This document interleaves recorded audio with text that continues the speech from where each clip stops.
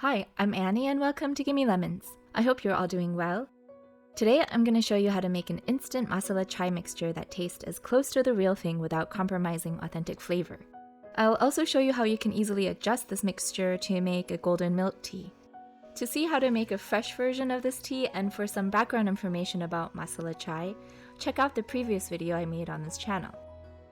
First, these are the basic ingredients you'll need, give or take a few flavors you like and don't like. Take this recipe as inspiration and play around with different spices and proportions to see what you like best.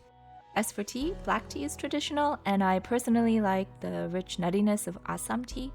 But for the sake of our kids who also love chai, I'm gonna make this batch with caffeine-free Rooibos. Now for the sweetener, I prefer coconut sugar because I like the malty, caramelly note that it has, but you can also use maple syrup, agave syrup, or honey, as long as it's not raw honey.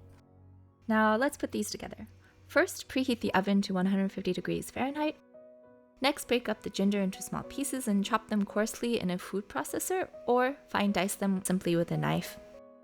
Next, place the ginger on a baking tray and let it dry in the oven for about 2 hours. You'll just have to double check that they're completely dry.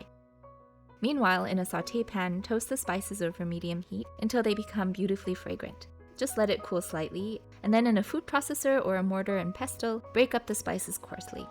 Once the ginger is dry, combine it along with the spices, the tea, and the sweetener in a big bowl. Mix it well, and now you're already done. For golden milk, simply follow all the previous steps of drying the ginger, toasting, and breaking up the spices, but instead of adding tea, add 1 tablespoon or about 8 grams of ground turmeric into the mixture. Just store this wonderful mix in airtight containers and it's ready to go whenever you're in the mood for chai or golden milk. And when that craving strikes, just place about 1.5 tablespoons of whichever mixture you choose with a cup of milk in a small saucepan and bring it up to a boil.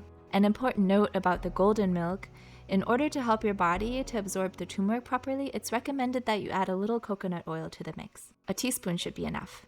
To prevent the mixture from overflowing, just take it on and off the heat a few times and then simmer it on low for a few minutes. Strain it out and adjust the sweetness if necessary, and most importantly, enjoy! So that's it for today. The full recipe to these convenient mixtures are in the description below, and if you like this video, please give it a thumbs up as this helps this channel to keep growing.